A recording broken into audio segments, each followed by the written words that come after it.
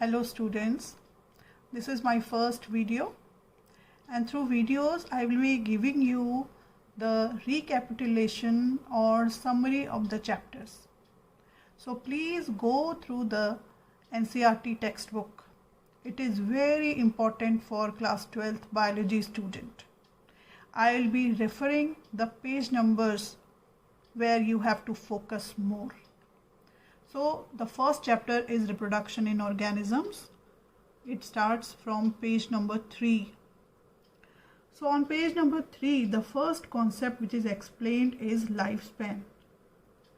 Lifespan is the time of any organism from its birth to its natural death. So different organisms have different lifespans. It may be as small as 1 to 2 weeks in butterfly, fruit fly, to about 200 to 300 years in organisms like banyan tree, in tortoise, in parrot.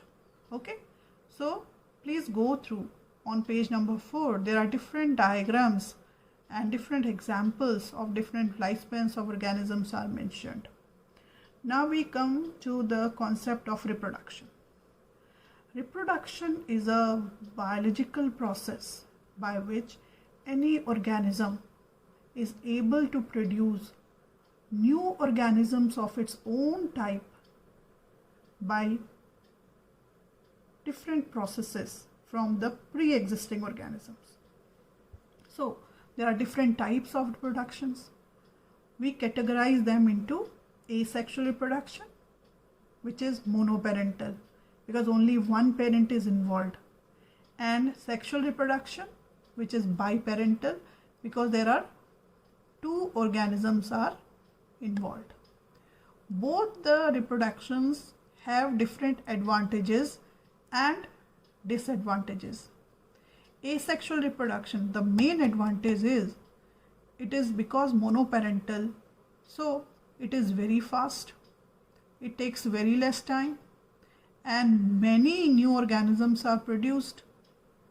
But the drawback is that it does not show any kinds of variation, because all the new organisms which are produced are just the clones of their parent. Okay? But in sexual reproduction, because it is biparental, so the new organism has the characters from both the parents. It is the recombinant of both the parents. So that is its advantage. Lots of variations are there. But disadvantage is that it is very complex process. Now today we'll be dealing with only the asexual reproduction. There are different types of asexual reproduction explained in your book on page number 5, 6 and 7. Different diagrams are given. Please go through these diagrams. They are very important. So we begin with the first type of reproduction, which is the easiest. That is binary fission, which is shown by amoeba, organisms like amoeba, paramecium, leishmania, where one organism just breaks into two, and both the broken parts have the ability to develop into new organisms.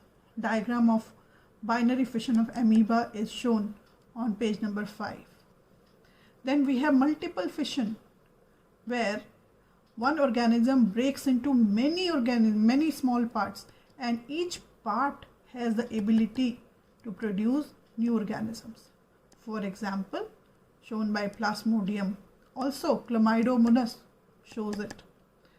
Now third is budding.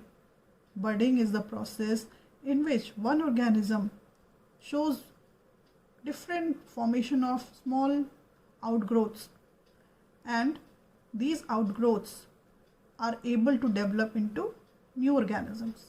This is very common in yeast, also in Hydra.